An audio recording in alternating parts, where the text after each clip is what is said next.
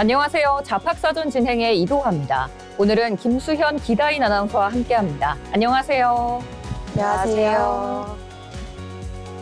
이제는 스펙의 화려함보다 대체 불가능한 자신만의 무기가 곧 경쟁력이 되는 시대입니다. AI가 인간의 영역을 넘보는 거대한 격변기 속에서 우리는 어떻게 스스로의 가치를 증명해 나가야 할까요? 정답은 흐름을 읽는 안목, 그리고 한 발 앞선 준비에 있습니다. 복잡한 고용 정책부터 꼭 알아야 할 산업 트렌드까지 여러분의 내일을 바꾸는 강력한 정보들만 엄선해 전달해 드리겠습니다. 아는 만큼 넓어지는 일터의 세계, 잡학사전 지금 시작합니다. 먼저 주요 뉴스 요약해 드리는 잡뉴스 헤드라인 시간입니다. 첫 번째 소식입니다. 고용노동부는 사용자가 직장 내 괴롭힘 행위자로 신고된 경우 조사 과정에서 해당 사용자를 배제하도록 직장 내 괴롭힘 예방 대응 매뉴얼을 개정했다고 밝혔습니다. 노동부는 직장 내 괴롭힘보다 공정하게 조사하고 현장에서 더 쉽게 판단하게 하는 데 중점을 두고 매뉴얼을 개정했다고 설명했습니다. 먼저 사용자가 괴롭힘 행위자로 신고됐을 때는 조사 과정에서 배제하라고 권고해 이른바 셀프 조사를 원칙적으로 금지했습니다. 아울러 직장 내 괴롭힘 조사위원회에 기피 회피 절차를 명확히 하고 사업장의 자체 조사 결과와 판단 근거를 신고인에게 충분히 설명하도록 권고했습니다. 다음 소식입니다. 정부가 염전 노동자에 대한 노동 착취, 인권 침해 등 위법 행위를 없애기 위해 관계부처와 지방정부 합동 대응 체계를 본격 가동하는 등 범정부 차원에서 현장 중심 대응 체계를 강화합니다.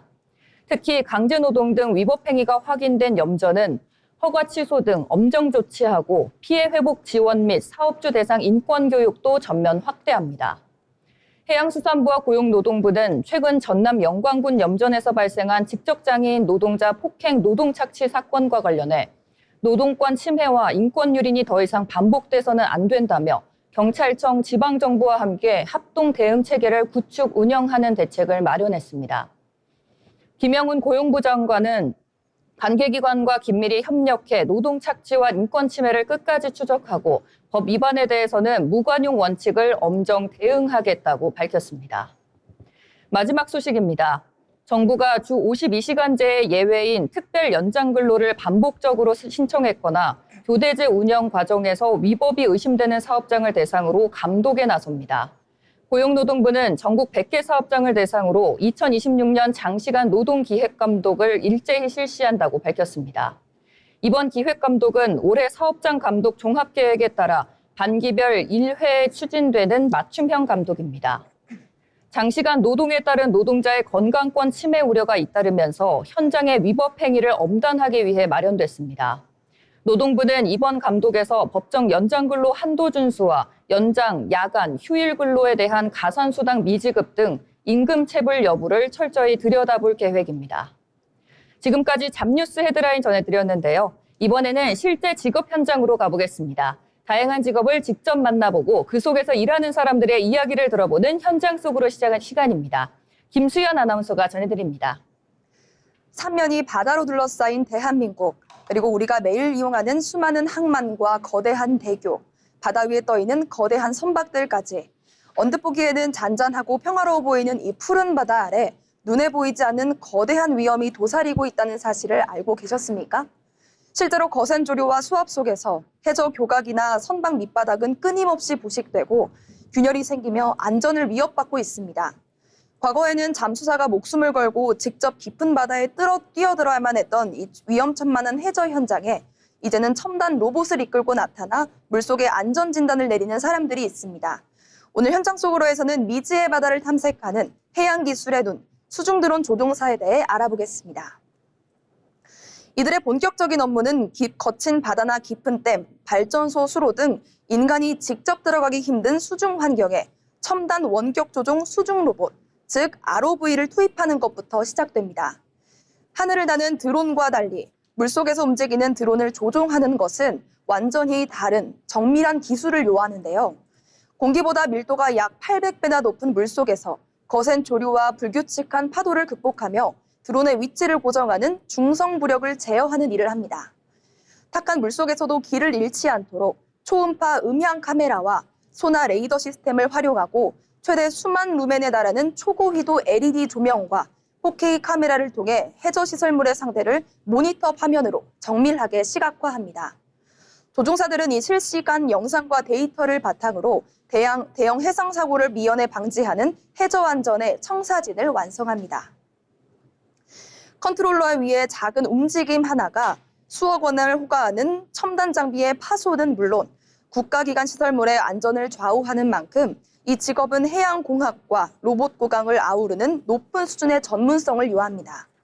실무에서는 드론 조종 능력뿐만 아니라 수중 광무선 통신, 로봇 공학 지식을 마스터해야 하며 최근에는 전문 해양 구조물 검사 업체나 해양연구소 등에서 핵심 전문직으로 채용이 활발해지고 있다고 합니다.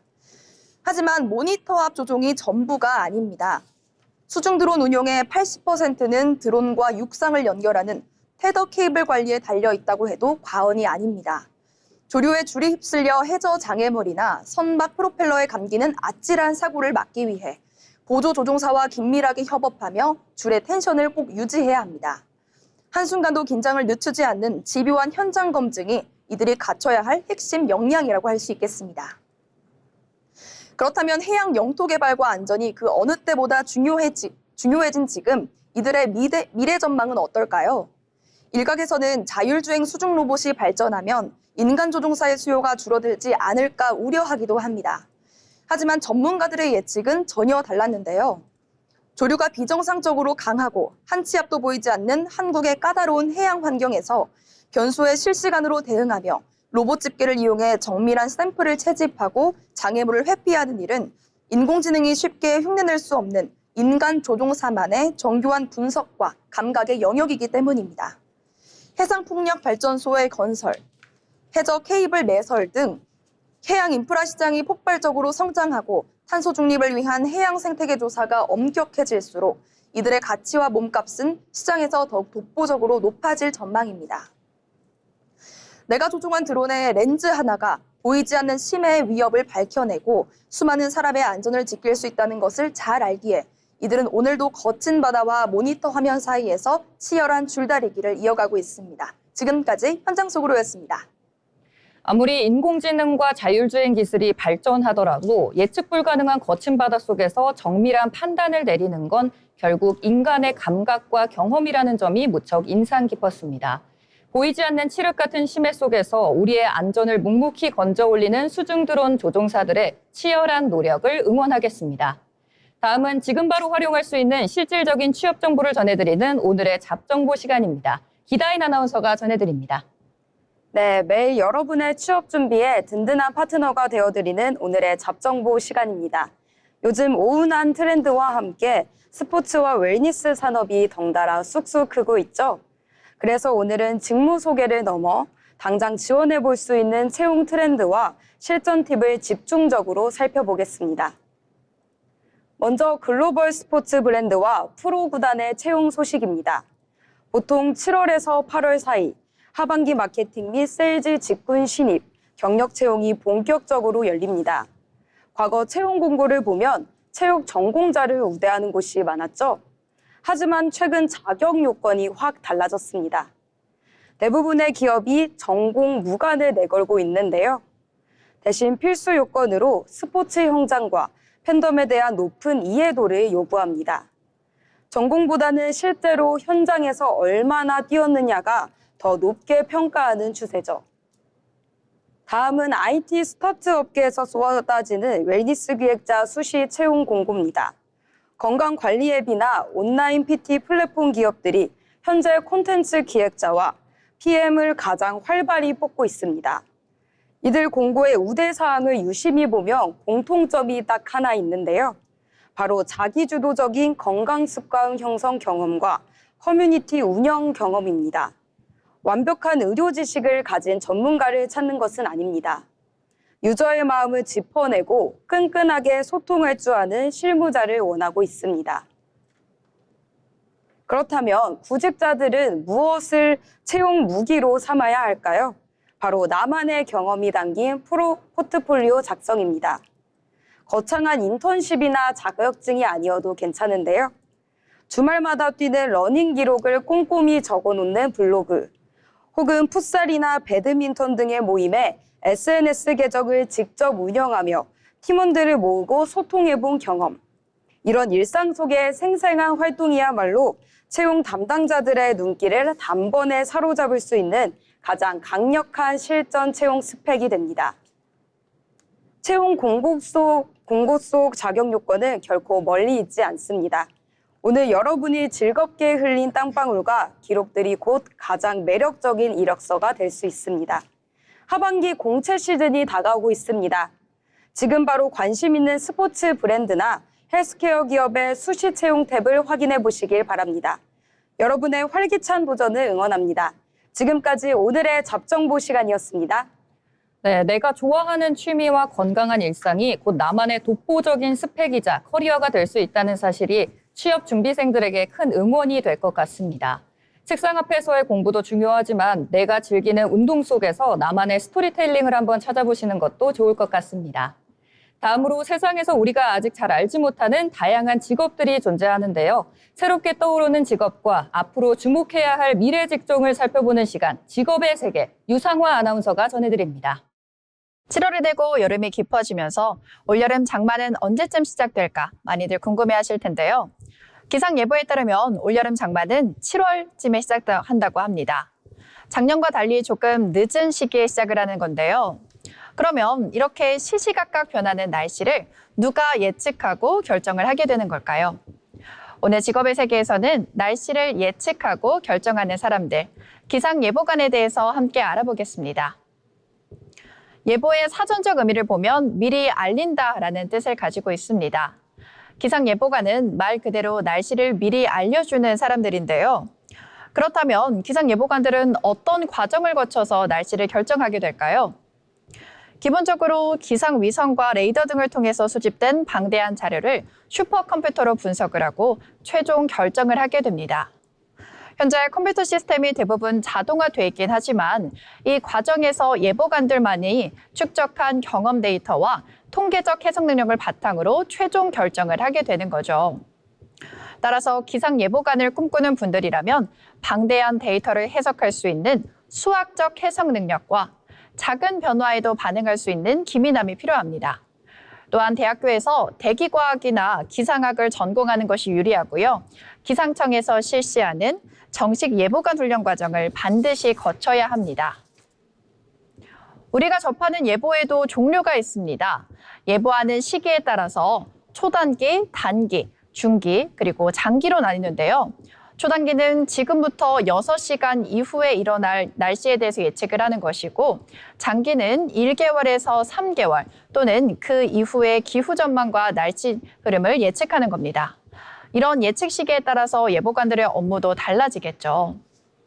예보라는 건 어디까지나 확률을 기반으로 하기 때문에 단기 예보일수록 맞을 확률이 높고 장기 예보일수록 변수가 많아서 이 확률을 벗어나기가 쉽습니다. 예보관들은 이 예측 확률을 단 1%라도 높이기 위해서 안정적으로 대비할 수 있도록 365일 24시간 내내 교대 근무를 하면서 꼼꼼하게 모니터를 살피고 있습니다. 이처럼 예보관들의 보이지 않는 헌신적인 노력 덕분에 우리는 태풍과 폭우, 그리고 최근 잦아들고 있는 이상기후에도 안정적으로 대비를 할 수 있게 되는 건데요. 실제로 한 예보관은 여름철에 내렸던 폭우에 대해서 비상근무를 하면서 더욱 정밀하게 기상특보를 작성했고, 이 덕분에 주민들이 큰 피해 없이 폭우에 대비할 수 있었다면서 뿌듯함을 전하기도 했습니다. 매일 아침 당연하게 스마트폰으로 날씨를 확인하고 옷차림을 결정하는 우리의 일상. 하지만 그 당연한 편리함 뒤에는 보이지 않는 기상 예보관들의 치열한 날씨의 미래를 읽어내는 과정이 있었습니다. 내일 아침 날씨를 확인하면서 이 예보관들의 노력에 대해서 한 번쯤 떠올려보는 건 어떨까요? 지금까지 직업의 세계였습니다. 우리가 매일 아침 당연하게 마주하는 날씨 정보 뒤에 1%의 확률을 높이기 위한 예보관들의 24시간 치열한 밤샘 노력이 있었다는 것을 새삼 깨닫게 됩니다. 보이지 않는 곳에서 날씨의 미래를 읽어내는 기상 예보관들의 열정을 응원하겠습니다. 이번 시간은 변화하는 사회 속에서 우리의 일하는 방식을 다시 들여다보는 잡토크 시간입니다. 두 분은 보통 회사에서 이제 보고서나 기획안을 쓰실 때 AI 같은 거 많이 활용하시나요? 당연하죠. 저는 요즘 AI 없으면 업무가 조금 힘든데요. 자료 조사부터 번역, 초안 작성까지 거의 제 손발처럼 부리고 있습니다. 아, 네. 그런 면도 있는데 저는 솔직히 좀 조심스럽더라고요.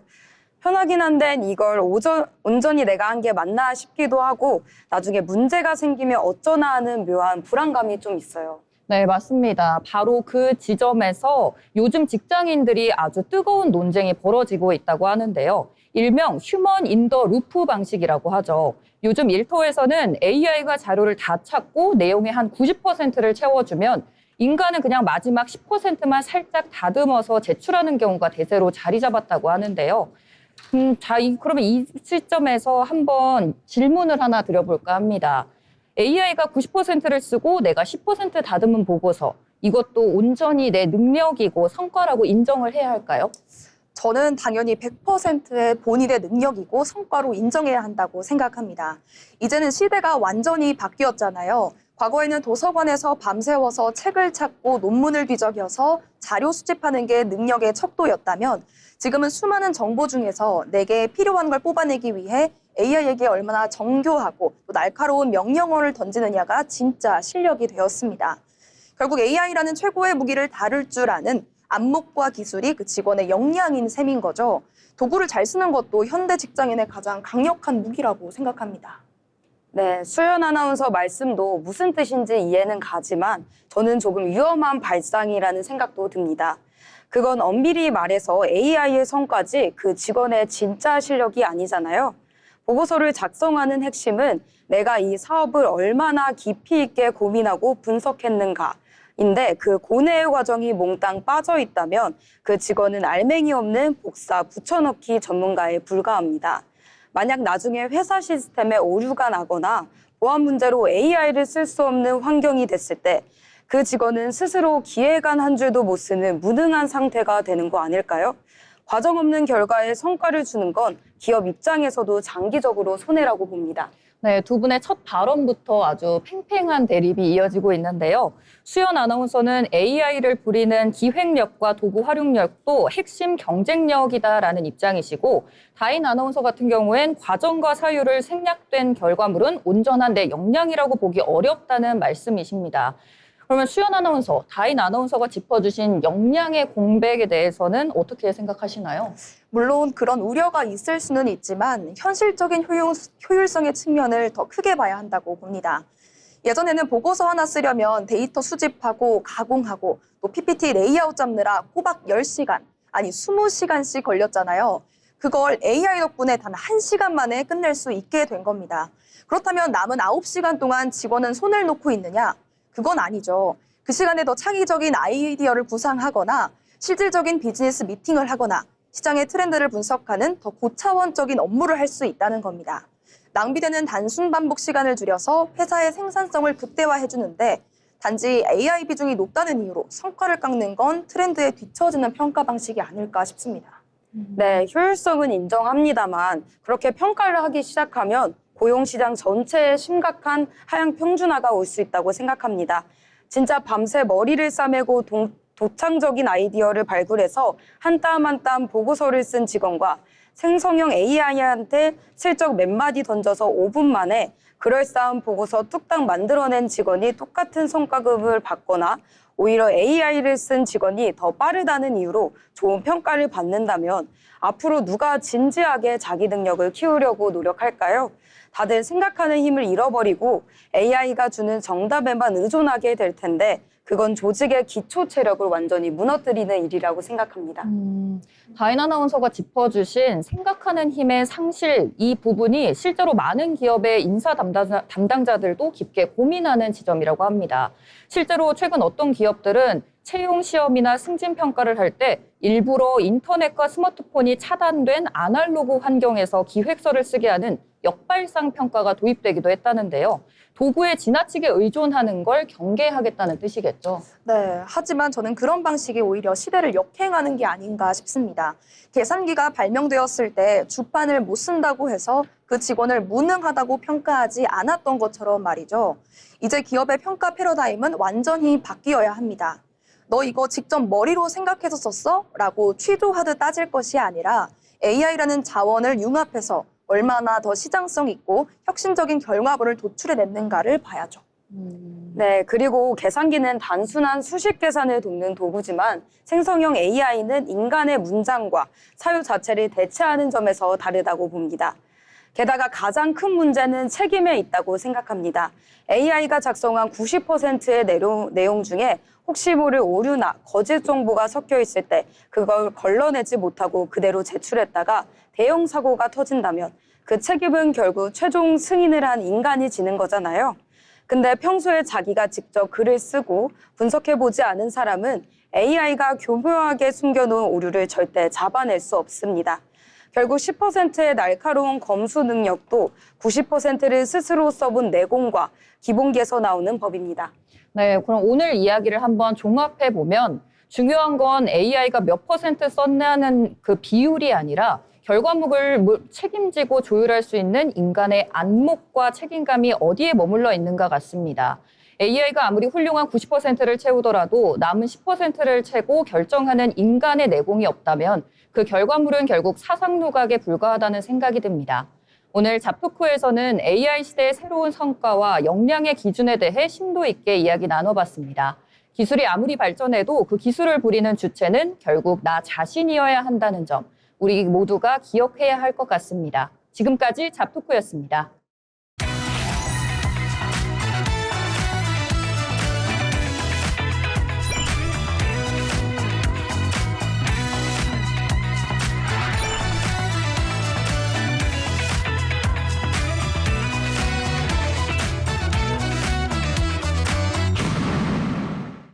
이렇게 빠르게 사회가 변화하고 있지만 그 와중에도 묵묵히 자신의 길을 걸어가는 사람들이 있습니다. 평범하지만 특별하게 일하는 사람의 인생 이야기, 자빈 스토리를 엄채영 아나운서가 전해드립니다. 다양한 사람들의 삶과 직업을 이야기를 통해 전해드리는 시간, 자빈 스토리입니다. 오늘날 가구를 구입한 뒤 직접 조립하는 모습은 이제 낯선 풍경이 아닙니다. 하지만 과거에는 대부분의 가구가 완성된 상태로 판매되고 운반되고 있었는데요. 하지만 오늘은 자빈 스토리에서 만나볼 인물은 새로운 판매 방식과 아이디어로 전 세계 가구 산업의 흐름을 바꾸고 누구나 합리적인 가격에 디자인 가구를 사용할 수 있도록 만든 기업가입니다. 바로 세계적인 가구 기업 이케아의 창업자 잉바르 캄프라드의 이야기입니다. 잉바르 캄프라드는 1926년 스웨덴 스몰란드 지방에서 태어났습니다. 어린 시절부터 사업에 관심이 많았던 그는 성냥과 연필, 크리스마스 카드 등 다양한 물건을 이웃에게 판매하면서 작은 사업을 시작했는데요. 17살이 되던 1943년 아버지에게 받은 졸업 축하금으로 이케아를 설립했습니다. 이케아라는 이름은 자신의 이름인 잉바르 캄프라드, 가족농장 엘름타리드, 그리고 고향마을 아군나리드의 머리 글자를 조합해 만든 것입니다. 창업 초기에는 생활용품과 문구류 등을 우편으로 판매하는 작은 회사였습니다. 1948년부터는 가구 판매를 시작한 이케아는 1950년대 들어 가구 사업에 본격적으로 집중하게 됩니다.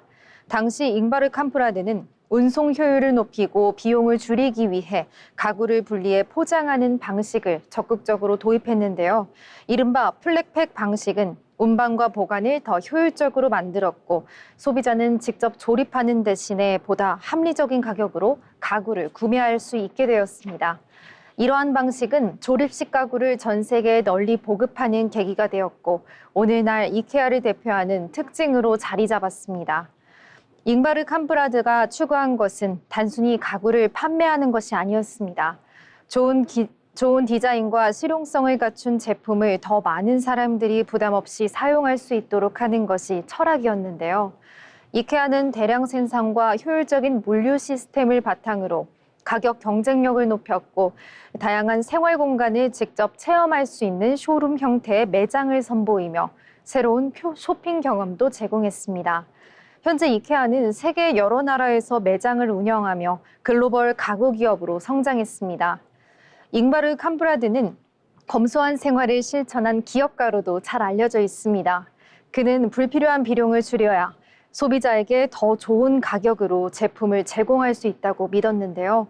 이러한 철학은 지금도 이케아의 경영 방식에 영향을 주고 있습니다. 생활 속 불편함을 새로운 아이디어로 바꾸고 더 많은 사람들이 좋은 제품을 사용할 수 있도록 고민했던 그의 생각은 오늘날 세계 가구 산업의 변화를 이끌었습니다.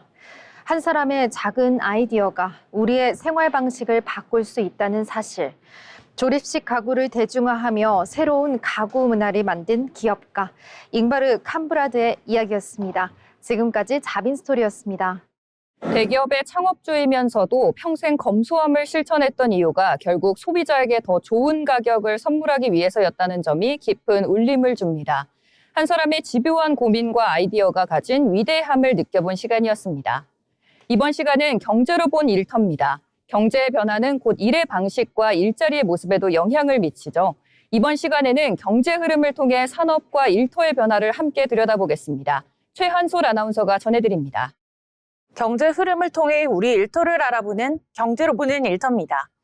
공장이라고 하면 작업복을 입은 근로자들이 생산 라인에서 분주하게 움직이는 모습을 떠올리기 쉬운데요.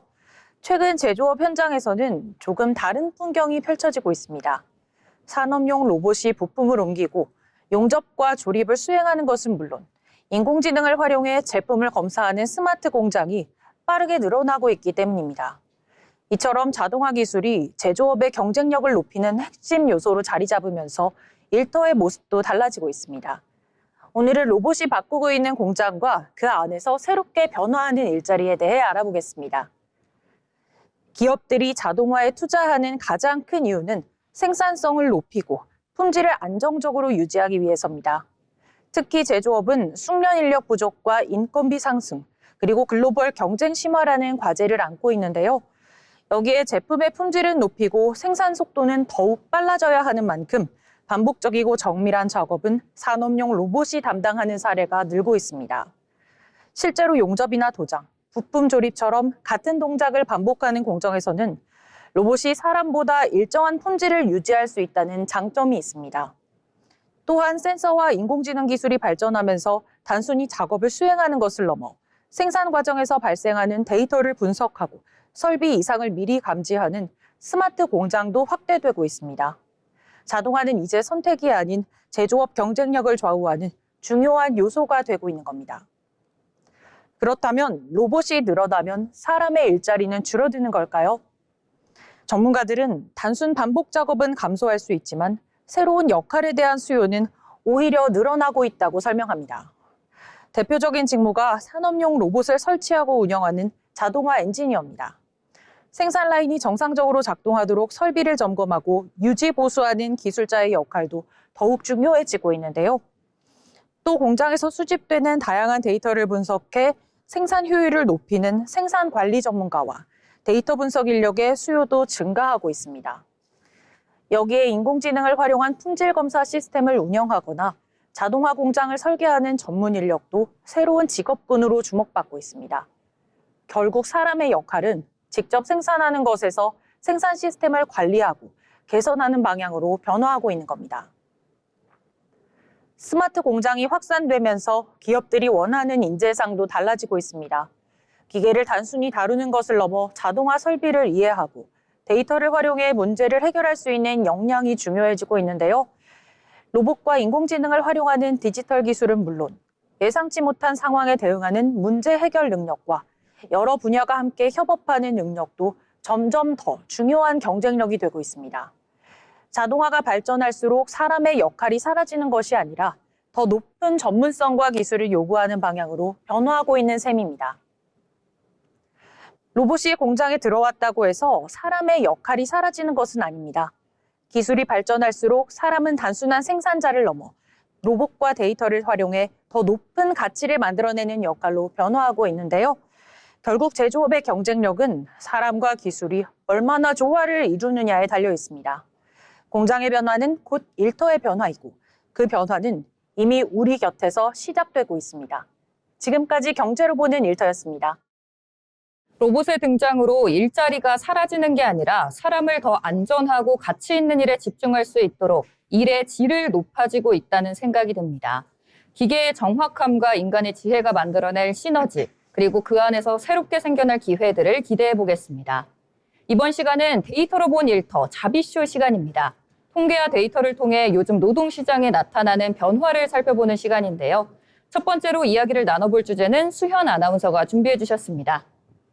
네, 최근 사내 소통 데이터를 보면 직장인들이 하루 중 탕비실이나 복도에서 마주쳐 나누는 스몰 토크, 즉 잡담의 가치가 새롭게 조명받고 있습니다. 맨날 떠들기만 한다며 눈치 주던 부장님들 많으실 텐데요. 퇴근할 때까지 자리만 지키고 앉아 있는 것보다 적당한 잡담을 나누는 게 회사 매출에 결정적인 영향을 미친다는 사실 알고 계셨나요? 오늘은 직장인의 잡담 시간을 숫자로 정밀히 타격해보는 시간 가져보겠습니다. 네, 정말 궁금한 통계인데요. 솔직히 출근해서 온종일 모니터만 보고 일을 하다 보면 뇌가 굳는 느낌이 들거든요. 가끔은 탕비실에서 동료랑 주말에 뭐 했냐, 오늘 점심 뭐 먹지? 뭐 가볍게 수다를 떨고 오면 뭔가 더 신기하게 아이디어가 더 잘 떠오르고 리프레시가 되더라고요. 네, 날카로운 지적이십니다. 글로벌 연구소들의 소통 데이터 분석 결과를 보면요, 아주 흥미로운 통계가 나옵니다. MIT 인간역학연구소에서 직원들에게 웨어러블 센서를 채우고 분석한 결과 업무 중 탕비실에서 10분간 커피를 마시며 잡담을 나눈 팀의 성과가 자리만 지킨 팀보다 무려 20%나 더 높게 나타났다고 합니다. 팀원 간의 소통 중 업무 외적인 대화, 즉 스몰 토크의 비중이 30%를 유지할 때 팀의 스트레스 지수가 가장 낮고 장기 근속률이 올라간다는 데이터도 함께 입증됐죠. 네, 잡담을 나눈 팀 성과가 20%나 높다고 하셨는데요. 듣고 보니 찔리기도 하면서 격하게 공감이 됩니다. 특히 회사에서 억지로 일만 붙잡고 있으면 효율이 안 나거든요. 그 드라마 봤어? 하고 가볍게 던진 잡담 한마디가 팀 분위기를 부드럽게 만들고 그게 결국 유연한 협업으로 이어지더라고요. 스트레스가 풀리니까 당연히 회사 다닐 맛도 더 나고요. 네, 맞는 것 같습니다. 게다가 글로벌 IT 기업 중에서는 이 잡담 데이터를 아예 공간 인프라로 활용한 대반전 사례가 있다고 합니다. 원래 층마다 있던 작은 커피 머신을 싹 없애고 사내 카페테리아에 일부러 길게 줄을 서야 하는 대형 커피 머신을 딱 한 대만 설치를 했더니 다른 부서 직원들끼리 줄 서면서 잡담도 나누다가 혁신적인 아이디어도 내고 실제 이런 기업 사례들이 있다고 하더라고요. 결국 회사 전체 매출 상승으로 이어진 셈이기도 하죠. 네, 정확합니다. 이 느슨한 연결과 대화를 잡아내지 못하고 꽉 막힌 분위기만 유지한다면 결국 창의성은 떨어지고 업무 피로도만 쌓이는 악순환이 반복되는 건데요.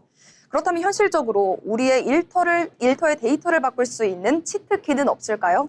다인 아나운서는 평소 사내에서 활용하는 나만의 스몰 토크 팁이 있으실까요? 네, 저의 꿀팁은 출근하자마자 동료들에게 어제 본 예능이나 날씨 얘기 같은 가벼운 잡담으로 말문을 틉니다. 처음부터 무겁게 아까 보낸 파일 확인했어? 라고 하며 업무 얘기로 벽을 치는 것보다 3분 잡담 데이터를 먼저 쌓아두는 게 나중에 진짜 업무 협조를 구하거나 결정을 내릴 때 소통 속도가 훨씬 빨라지더라고요. 네, 정말 좋은 방법인 것 같습니다. 최근 트렌디한 기업들 사이에서도 부서 간의 장벽을 허물기 위해 무작위로 직원들을 매칭해서 커피 타임을 지원하는 스몰 토크 런치제 같은 프로그램도 공식 제도로 도입하는 곳들이 늘고 있다고 합니다. 실제로 조직 몰입도를 높이는 데 효과가 있다는 데이터가 증명이 되면서 말이죠. 네, 결국 얼마나 군대처럼 군기를 잡고 일만 시키냐의 시대는 가고 얼마나 유연하게 소통하고 몰입하느냐가 실력이 되는 시대가 됐습니다. 딱딱한 업무 지시로 채워진 무거운 8시간보다 동료와 온기를 나누는 단 3분의 잡담이 우리에게 더 필요하지 않을까 싶습니다. 네, 맞습니다. 오늘부터라도 내가 하루 동안 동료들과 업무 외에 어떤 따뜻한 대화를 나눴는지 스스로 데이터를 체크해보면서 일할 맛 나는 일터의 실마리를 찾아가면 좋을 것 같습니다. 네, 내일 아침 출근길에는 옆자리 동료에게 오늘 옷 이쁘네요, 주말 잘 보내셨어요? 같은 가벼운 잡담 한마디 먼저 건네보시는 건 어떨까요? 그 3분의 여유가 여러분의 저녁이 있는 삶과 또 활력 넘치는 일터를 만들어줄지도 모르겠습니다. 지금까지 데이터로 본 일터였습니다. 네, 다음은 다인 아나운서가 준비한 주제로 이야기를 한번 나눠볼까 하는데요. 오늘 어떤 주제 가져오셨을까요? 네, 만약 내일 당장 회사에서 다음 주부터 재택근무를 전면 폐지할 테니 매일 사무실로 출근하라고 통보한다면 여러분은 어떻게 하시겠습니까? 아마 마음속으로는 사직서를 쓰시는 분들 꽤 많으실 텐데요. 이게 단순한 기분 탓이 아니라 실제 통계로도 증명되고 있습니다. 최근 국내 주요 채용 플랫폼에서 직장인 1,200명을 대상으로 조사한 데이터를 보면 회사 측이 재택근무를 폐지할 경우 이직을 적극적으로 고려하겠다고 답한 비율이 무려 62.8%에 달했습니다. 10명 중 6명이 퇴사를 생각한다는 건데요. 여기서 더 충격적인 데이터가 있습니다. 재택근무가 유지된다면 연봉이 삭감되거나 동결되는 것을 감수하겠느냐는 질문에 38.4%가 그렇다고 답했습니다. 직장인들의 최우선 목표가 연봉 인상이라는 기존의 상식이 깨진 겁니다. 통계청 조사에 따르면 수도권 직장인의 하루 평균 출퇴근 소요 시간은 1시간 24분입니다. 한 달이면 30시간, 1년이면 360시간을 그 일 위해서 버리게 되는 건데요. 직장인들은 이 시간을 단순한 피로가 아니라 자신의 잃어버린 임금, 이른바 출퇴근세를 내고 있다고 계산하는 겁니다. 네, 방금 말씀하신 출퇴근세라는 말이 정말 와닿는데요. 연봉을 깎아서라도 내 시간과 삶의 질을 지키겠다는 데이터는 지금 직장인들이 고용시장을 바라보는 기준이 완전히 달라졌음을 보여주는 것 같습니다. 실제로 요즘 2030 세대 구직자들은 채용 공고를 볼 때 연봉이나 기업 규모보다 재택근무 가능 여부를 필터를 가장 먼저 설정한다고 하더라고요. 재택근무가 기업의 필수 경쟁력이 된 셈이죠. 네, 근로자들의 입장과 데이터는 충분히 이해가 갑니다. 하지만 경영진의 시각은 완전히 다릅니다. 기업들이 바보라서 굳이 반발을 사면서까지 직원들을 불러 모으는 게 아니거든요. 마이크로소프트가 전 세계 비즈니스 리더들을 대상으로 조사한 업무 동향 지표를 보면 관리자의 85%가 직원들이 재택근무를 할 때 생산적으로 일하고 있는지 확인하기 어렵다라고 답했습니다. 이른바 생산성 편집증을 앓고 있는 겁니다. 게다가 전면 재택을 시행한 기업의 40% 이상이 부서 간 소통이 단절되고 협업 효율성이 떨어지는 이른바 4.15 현상을 심각하게 겪었다고 보고했습니다. 네, 말씀하신 관리자들의 불안감, 즉 생산성 편집증은 저도 동의합니다.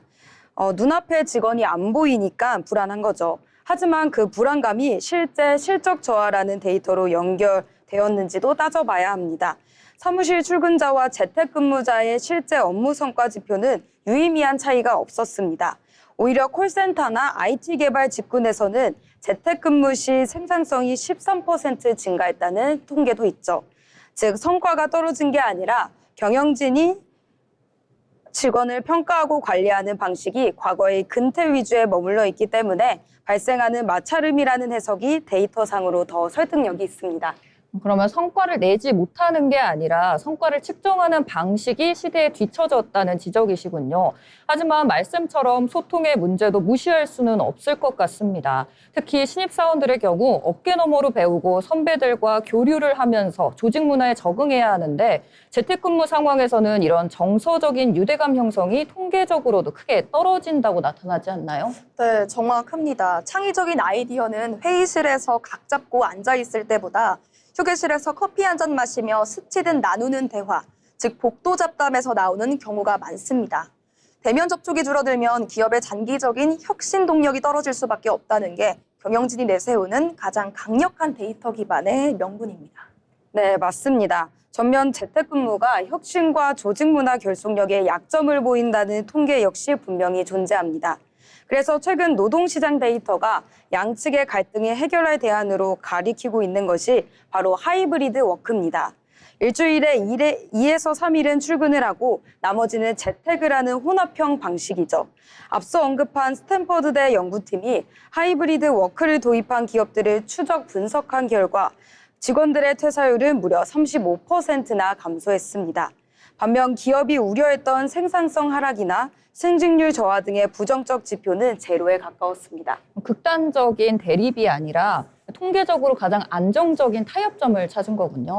네, 결국 재택이냐 출근이냐는 장소의 문제가 아니라 언제 어디서든 성과를 내고 이를 투명하게 평가할 수 있는 시스템을 어떻게 구축하느냐의 문제로 기결되는 것 같습니다. 네, 그렇습니다. 오늘 살펴본 데이터들이 공통으로 말하는 바는 명확합니다.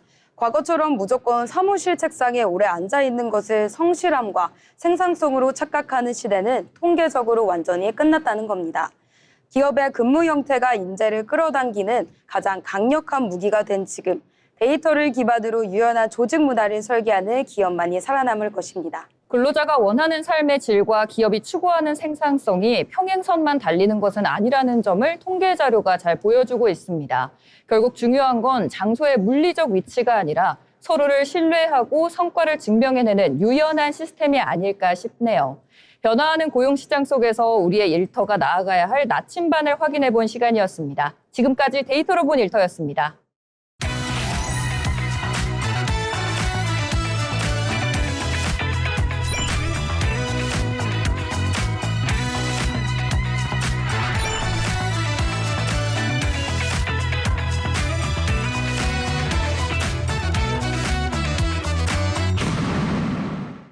취업을 준비할 때 중요한 것 중 하나는 바로 기업을 제대로 이해하는 것입니다.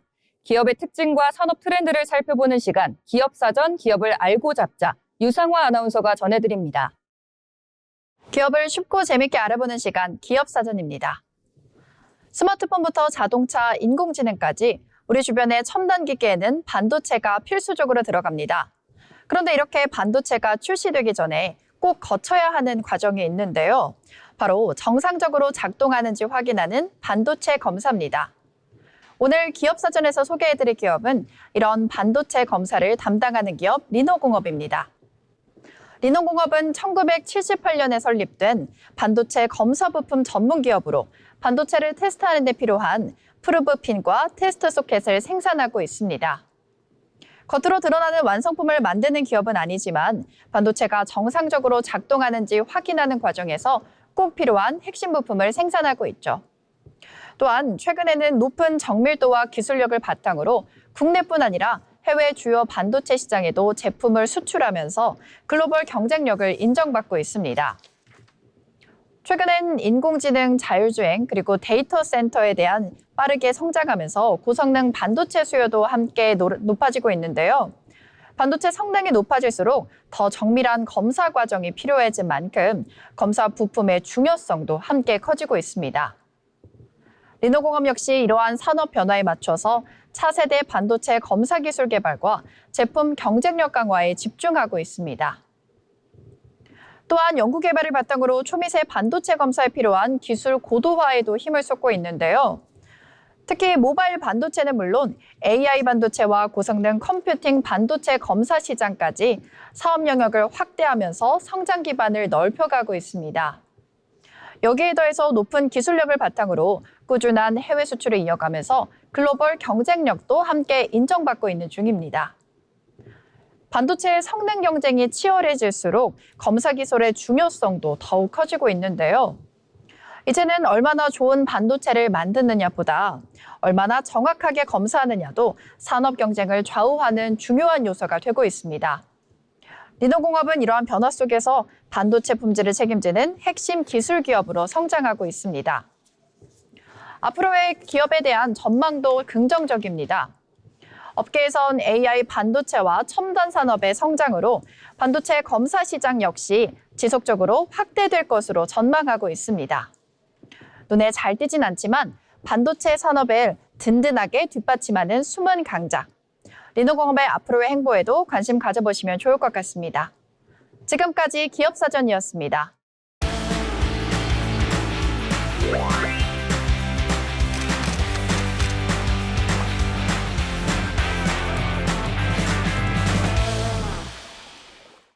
전국의 축제, 맛집, 전시 소식을 전해드리는 어디 갈까 시간입니다. 여름이 되면 바다를 찾는 이유는 저마다 다를 겁니다. 누군가는 시원한 파도를 만나기 위해, 또 누군가는 해변의 낭만을 즐기기 위해 떠나는데요. 하지만 충남 보령에서는 바다를 즐기는 방법이 조금 다릅니다. 모래 대신 머드 위를 뒹굴고 온몸에 머드를 바르며 더위를 잊는 이색 축제가 펼쳐지기 때문입니다. 오늘은 대한민국을 대표하는 여름축제, 보령 머드축제를 소개해드리겠습니다. 보령 머드축제는 이제 국내를 넘어 세계인이 함께 찾는 글로벌 축제로 자리 잡았습니다. 보령 앞바다에서 채취한 천연 머드는 미네랄 성분이 풍부해 피부 미용과 피부 노폐물 제거에 도움이 되는 것으로 알려져 있는데요. 이 지역의 천연 자원을 널리 알리기 위해 시작된 축제는 해를 거듭하며 대한민국을 대표하는 여름 축제로 성장했고 지금은 해외 관광객들도 일부러 찾는 국제적인 축제로 자리매김했습니다. 이 축제의 가장 큰 매력은 역시 직접 몸으로 즐기는 머드 체험입니다. 거대한 머드탕에 몸을 맡기고 머드 슬라이드를 내려오고 머드 씨름과 장애물 체험까지 즐기다 보면 어느새 온몸이 머드투성이가 되는데요. 처음에는 망설이던 사람들도 금세 웃음을 터뜨리며 함께 어울리는 모습이 축제장의 가장 인상적인 풍경입니다. 나이도 국적도 처음 만난 사람이라는 어색함도 머드 앞에서는 모두 잊게 됩니다. 아이들과 함께 방문한다면 가족 단위 프로그램도 풍성하게 마련되어 있습니다. 어린이를 위한 패밀리존에서는 보다 안전하게 머드를 체험할 수 있고 물놀이 시설도 함께 운영돼 더위를 식히기에도 좋습니다. 부모는 아이와 함께 뛰어놀고 아이들을 온몸으로 여름을 만끽하며 특별한 추억을 만들 수 있습니다. 낮 동안 신나게 머드를 즐겼다면 해가 진 뒤에도 축제는 계속됩니다. 대천해수욕장을 배경으로 펼쳐지는 야간 공연과 다양한 문화 행사는 또 다른 즐거움을 선사하는데요. 화려한 조명 아래 펼쳐지는 공연과 음악, 그리고 시원한 바닷바람이 어우러지며 낮과는 또 다른 여름밤의 낭만을 느낄 수 있습니다. 축제장 곳곳에는 머드를 활용한 뷰티 체험과 포토존은 물론 보령의 특산품을 만날 수 있는 홍보관과 다양한 먹거리도 마련되어 있습니다. 신나게 축제를 즐긴 뒤 지역의 맛까지 함께 즐길 수 있어 하루 종일 머물러도 부족함이 없는 축제로 꼽힙니다. 그럼 방문 계획 세우시는 분들을 위해 축제 정보 전해드리겠습니다. 제29회 보령 머드 축제는 7월 24일부터 8월 9일까지 17일간 충청남도 보령시 보령 머드 엑스포 광장 일원에서 열립니다. 축제는 매일 오전 10시부터 오후 6시까지 운영되며 머드를 마음껏 즐길 수 있는 일반존과 어린이를 위한 패밀리존으로 나뉩니다. 일반 입장료는 일반존 성인 기준 월요일부터 목요일까지는 12,000원, 금요일부터 일요일까지는 16,000원이며 패밀리존은 어린이 기준 월요일부터 목요일까지 11,000원, 금요일부터 일요일까지는 13,000원입니다. 자세한 프로그램 이용 방법은 보령 머드축제 공식 홈페이지와 공식 SNS를 통해 확인하실 수 있습니다. 더위를 피하기만 하는 여름보다 직접 뛰어들어 마음껏 즐기는 여름이 더 오래 기억에 남습니다. 올 여름에는 시원한 바다와 특별한 머드 체험이 기다리는 보령에서 가족과 친구, 연인과 함께 웃음 가득한 하루를 보내보시는 건 어떨까요? 지금까지 어디 갈까 전해드렸습니다. 거대한 변화의 흐름 앞에서도 나만의 중심과 전문성이 있다면 결코 흔들리지 않습니다. 오늘 잡학사전이 전해드린 인사이트가 여러분의 내일을 밝히는 또 다른 강력한 무기가 되었기를 바랍니다. 남들보다 한 발 앞서 준비하는 여러분의 그 뜨거운 여정을 저희가 언제나 항상 가까이에서 응원하겠습니다. 다음 이 시간에도 여러분의 고용 경쟁력을 한 단계 높여줄 유익한 지식들을 가득 채워 찾아오겠습니다. 시청해주신 여러분 고맙습니다.